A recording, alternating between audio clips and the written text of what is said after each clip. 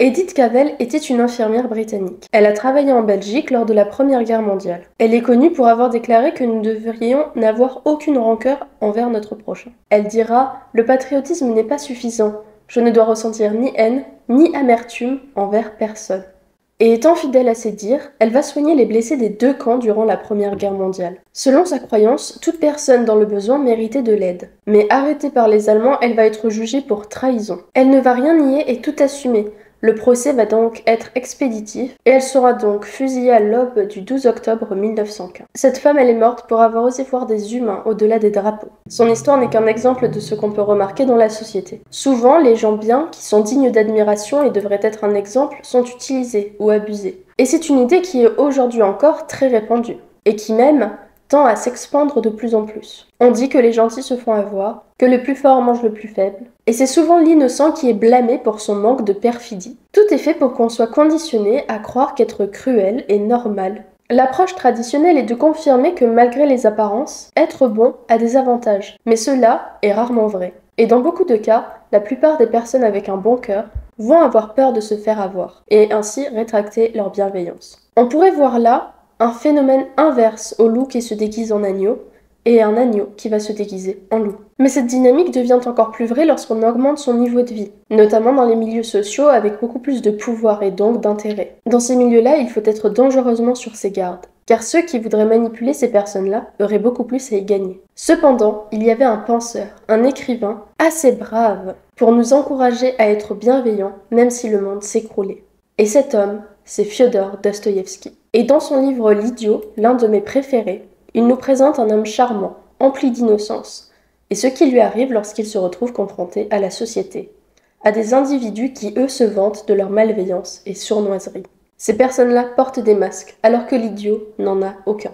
Découvrons s'il y a encore du sens à être un idéaliste dans un monde profondément injuste, et comment la honte peut nous détruire.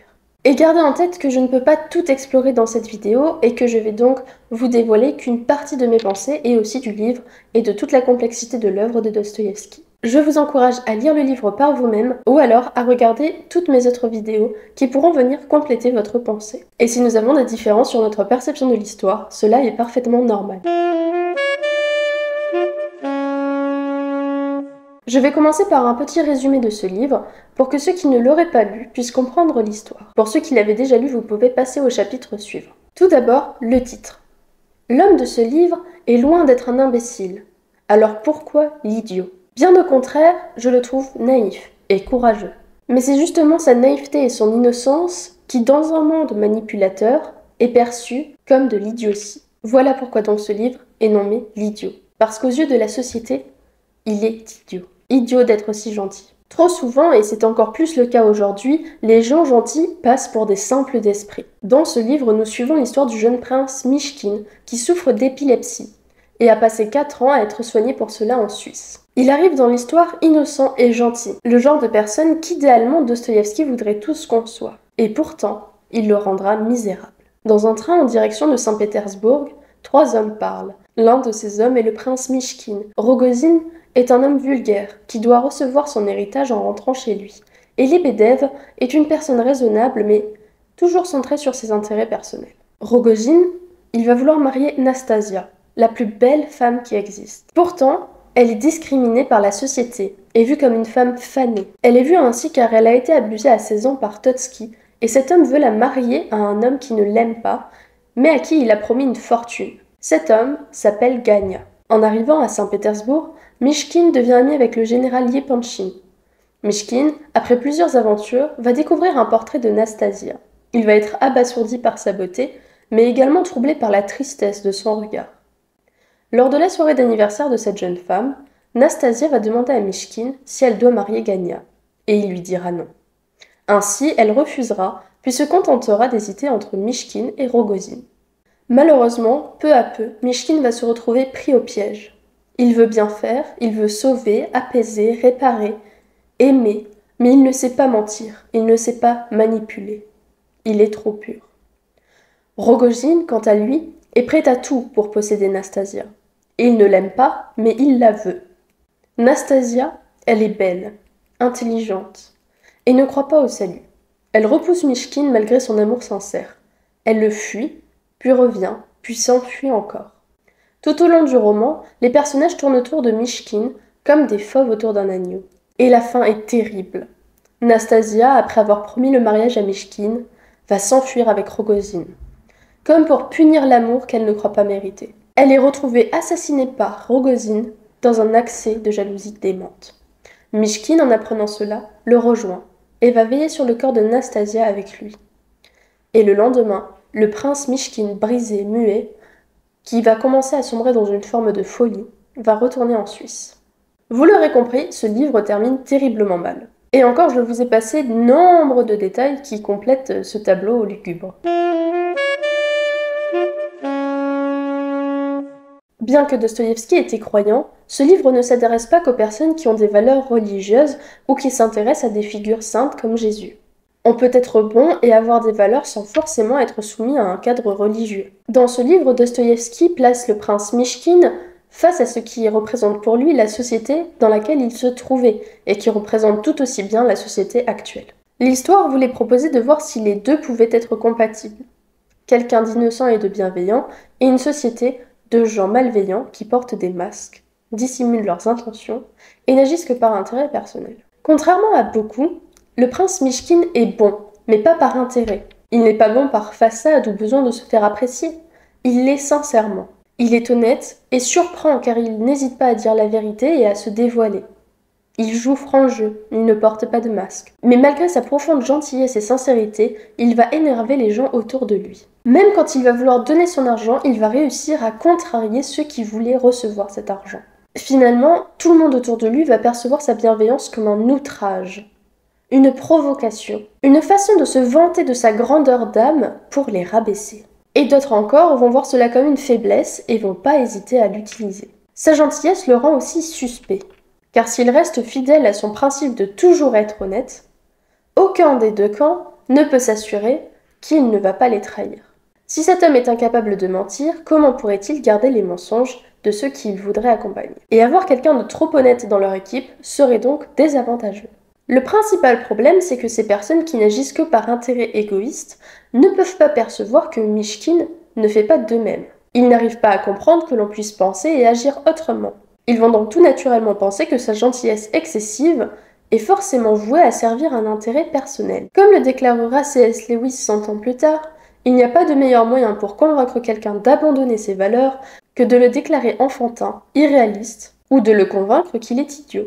Avec le temps, le prince Myshkin va se sentir stupide et va blâmer sa gentillesse. Sans pour autant réussir à changer, il va peu à peu devenir suspicieux des autres. Le prince Myshkin souffre de la plus noble des souffrances, être trop gentil. Alors est-il un noble chevalier résistant à la malveillance de ce monde?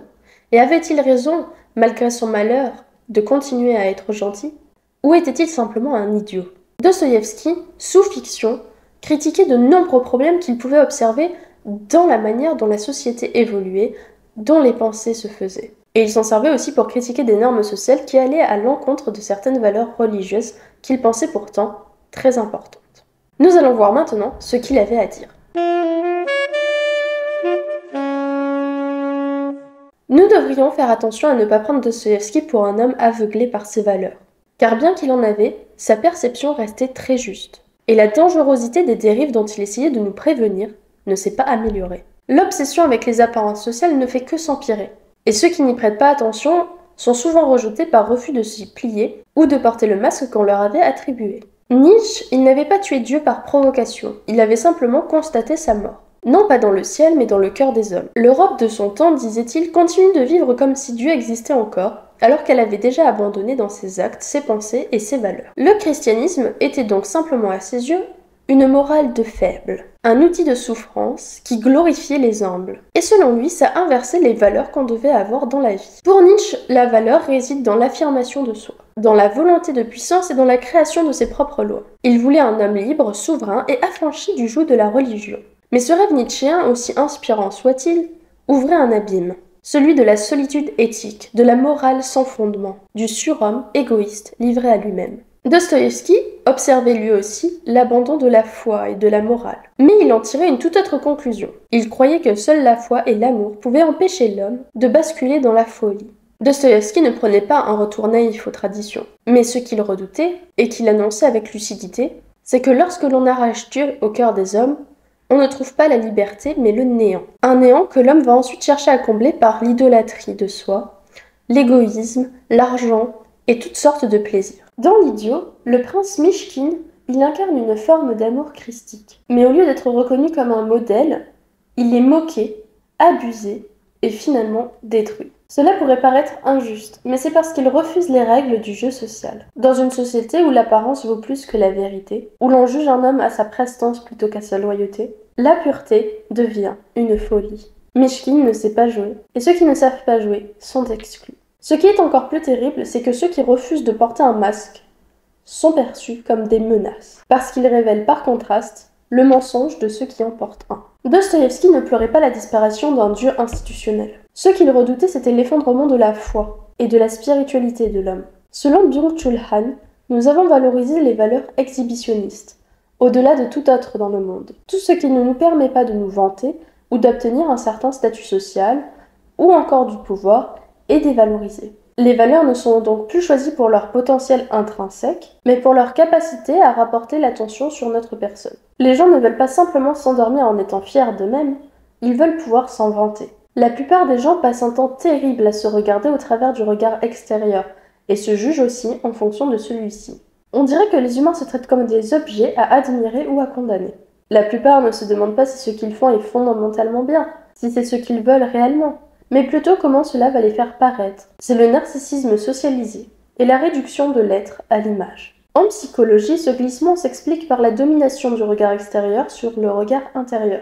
Et le pire, c'est que cette image devient si obsédante qu'elle finit par remplacer l'identité véritable. Freud aurait parlé ici d'un moi affaibli, rongé par le besoin de reconnaissance. Lacan dirait que le sujet moderne est captif du miroir, fasciné par son reflet idéalisé. Un reflet qu'il confond avec lui-même jusqu'à s'en oublier. Ainsi, nous ne faisons plus les choses pour elles-mêmes, pour leur justesse morale ou leur beauté. Nous les faisons pour pouvoir dire « regardez ce que j'ai fait ». Cela devient donc une société de vitrines, de simulacres, où l'intention véritable meurt sous le vernis de la stratégie, où même la gentillesse devient suspecte parce qu'elle ne rapporte rien d'immédiat. La vertu devient donc un ornement inutile. Le problème, c'est que la recherche de la validation par autrui est un biais naturel chez l'humain, car elle permet de se sentir valorisé et aimé. Et Dostoïevski parle aussi de l'amour, qui, bien différent de la gentillesse, peut aussi être extrêmement égoïste.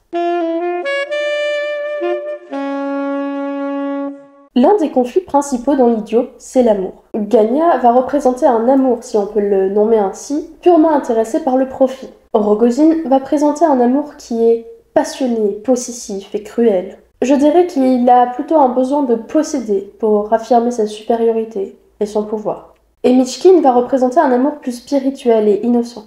Voyons maintenant comment Nastasia va réagir à ces différentes formes d'amour. Et pourquoi elle renvoie si violemment celui pourtant si tendre que va lui donner Mishkin. Stendhal parle de l'amour qui est vanité, un amour qui finalement ne serait qu'un souci d'intérêt et de ce qui sera obtenu grâce au choix du partenaire. Gania est trop égoïste pour seulement arriver à aimer. Il est finalement rejeté et encore rejeté tout au long du récit. Mais aucun de ces rejets ne l'atteindra vraiment car il n'a jamais vraiment aimé. Rogozine, lui, est avare dans sa façon d'aimer. Bien que passionnelle, cette passion est néfaste, car elle se transforme en rage. Il ne veut pas aimer, il veut posséder. Et cet amour, il peut pousser à des actions totalement irrationnelles. Un amour sans spiritualité, comme celui de Rogozine, peut emmener beaucoup d'émotions, et sans doute tout un spectre d'émotions absolument ravissant et passionnant. Mais cela, sans spiritualité, deviendra donc animal. Il manquera là de recul et de sagesse. Mishkin, lui, a un amour qui est comparable à une compassion infinie pour Nastasia. Il la voit comme une femme qui a besoin de tendresse, d'amour, de compassion. Et il va vouloir lui apporter tout cela.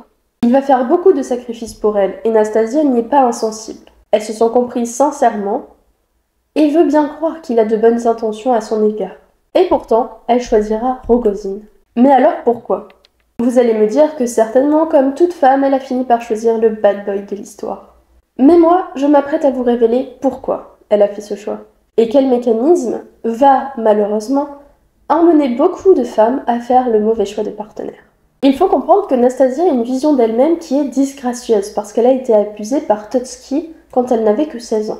Et malgré sa beauté et toutes ses autres qualités, elle se sent sale. Victime de la honte et de ce qu'on dit sur elle, elle va jouer la provoque. Quant à la traiter d'une certaine manière, autant agir de la sorte. Elle devient donc outrageante et se rebelle comme elle peut tout en acceptant l'étiquette qu'on lui a collée. Au fond, elle ne s'aime pas vraiment, et ses pensées destructrices envers elle-même vont l'encourager à faire de mauvais choix. Mais aussi, comme je l'ai dit plus haut, dans un monde où tout le monde agit par intérêt personnel, Mishkin devient suspect. Et il est sûrement suspect aux yeux de Nastasia. Elle doit sûrement se demander si cette gentillesse va durer, si elle est sincère, si elle ne cache pas quelconque intention suspecte derrière.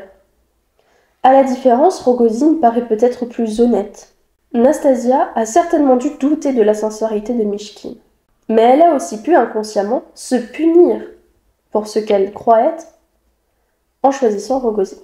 Elle pourrait se sentir indigne de Mishkin. Rogozine, avec la flamme de sa passion, peut faire passer l'amour simple de Mishkin comme du désintérêt. En psychologie, on parle souvent de cette image de soi qui va être déformée suite à des abus.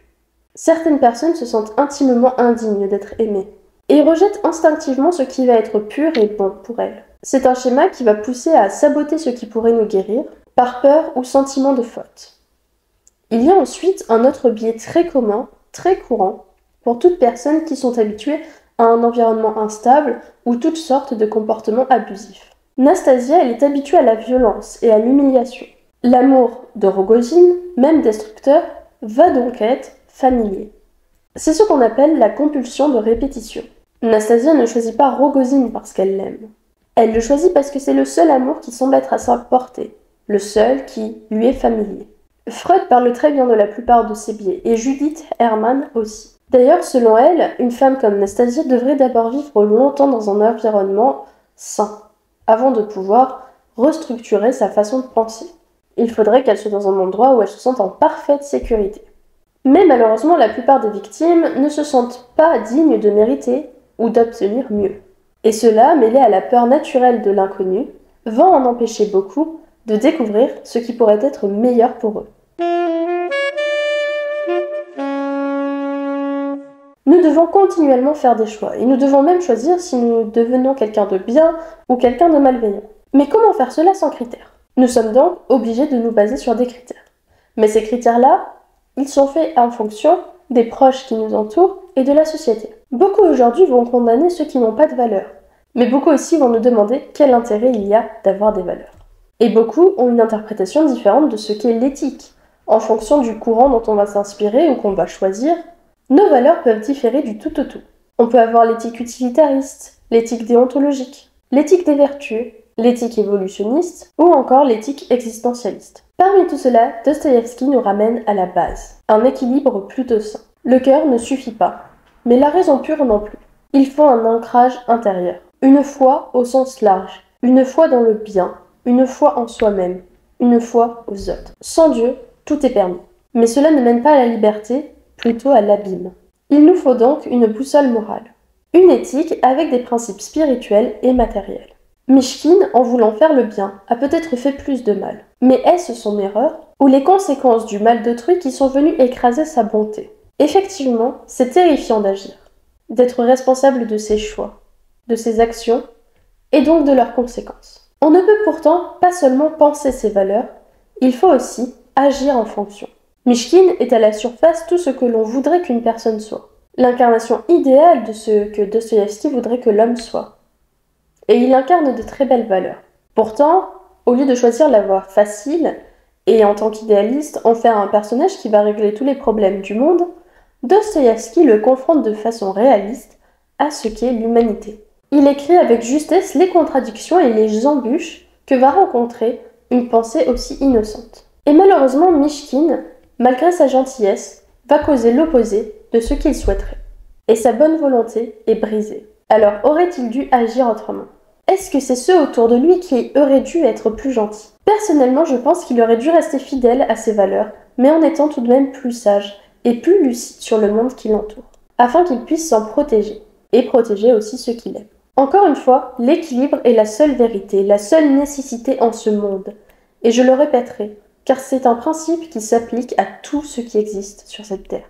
Dès que l'excès s'empare d'une chose, il la détruit. Qu'on pense que Mychkine était idiot, ou parfait dans sa gentillesse. On ne peut pas nier que Mychkine a quelque chose de très beau dans sa gentillesse, qui va forcer l'admiration. Et je doute qu'à la fin du roman, les lecteurs se sont simplement moqués de lui ou le percevaient uniquement comme un idiot. Il est plutôt un homme tragique dans sa bonté, qui a persisté dans sa bonté malgré le fait qu'il n'a pas été récompensé. Tant qu'à souffrir, je pense qu'il y a plus de charme à souffrir comme Mychkine qu'à souffrir comme Rogozine. Dostoïevski nous dévoile dans son œuvre qu'il y a plus de beauté à persister dans la gentillesse plutôt que de sombrer dans le nihilisme ou l'égoïsme.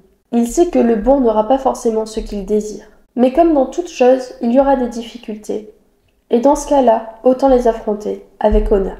Voilà ce que j'ai compris en lisant L'idiot de Dostoïevski. Ce sera tout pour cette vidéo. Je vous souhaite tout le meilleur. Cette dynamique-là, je m'en inspire dans mon livre Chaton qui va sortir le 16 mai. J'espère que vous irez le lire, je vous tiendrai au courant dès sa sortie. Il sera disponible sur Amazon. Pour le reste, si vous souhaitez me contacter sur Instagram, vous pouvez le faire, c'est avec grand plaisir. Cependant, veuillez éviter les petites discussions. Je n'essaie pas de sympathiser non plus ou de me faire des amis, mais je peux tout de même vous répondre si vous souhaitez faire une collaboration, si vous souhaitez me dessiner, ou si vous souhaitez me parler d'un de vos problèmes auxquels vous souhaitez trouver une solution concrète. Pour le reste, je vous remercie tous de me suivre, ça me donne énormément de force et de courage tous les jours, ça m'encourage dans mes lectures et dans toutes les études que je fais à côté. Enfin, je dis études, mais c'est moi-même qui, en autodidacte, vais m'intéresser à différents sujets. La psychologie, la littérature et la philosophie notamment. Je vous souhaite tout le meilleur et on se retrouve dans une prochaine vidéo.